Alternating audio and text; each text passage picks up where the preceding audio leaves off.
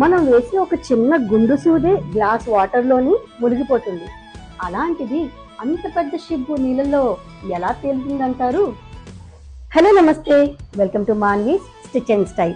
So అంత పెద్ద పడవ వాటర్లో ఎలా తేలుతుంది అంటే దానికి రెండు మెయిన్ రీజన్స్ అండి. ఫస్ట్, టెక్నాలజీ, అవి తేలేలాగా రూపొందించబడ్డాయి. సెకండ్, అవి నడిపే విధానం అంటే టెక్నిక్ అన్నమాట. ఈ రెండు అవి తేలేలా చేస్తాయి. సో ఇప్పుడు ఈ పడవ ఎందుకా అని అనుకుంటున్నారా? Same goes with all our fabric paint materials అండి.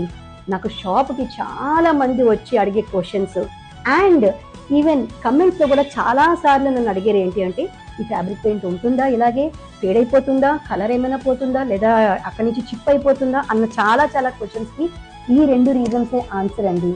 మన ఫ్యాబ్రిక్ పెయింట్ మెటీరియల్స్ కానీ, లేదంటే మన యాక్రిమైన్ డైస్ కానీ, లేదంటే మనం screen print or block print చేసే మెటీరియల్స్ కానీ, ఇవన్నీ కూడా ఫ్యాబ్రిక్ ని గట్టిగా పట్టుకొని లాంగ్ లాస్టింగ్ ఎఫెక్ట్ ఇచ్చేటట్టు రూపొందించబడ్డాయి. That is technology. And second point, ఇవన్నీ కూడా ఏ ఫ్యాబ్రిక్ మీద ఎలా వాడాలి అని తెలిసే టెక్నిక్. అది ఒక ప్రొఫెషనల్ కి మాత్రమే తెలుస్తుంది. సో మీకు అలాంటి భయం ఏమీ అవసరం లేదండి. మీరు చేయించుకున్న ఫ్యాబ్రిక్ పెయింట్స్ ఎప్పటికీ కూడా ఫేడ్ అవడం కానీ ఊడిపోవడం అన్నది కానీ జరగదు. అవి ఈ మెటీరియల్స్, ప్రొఫెషనల్ మెటీరియల్స్ వాడి ప్రొఫెషనల్ టెక్నిక్ లోని తయారు చేయబడితే కనుక. సో ఇప్పుడు మీకు అర్థమైంది కదా ఎందుకు మీరు ఎంచక్కా హ్యాపీగా ఇవి చేయించుకోవచ్చో.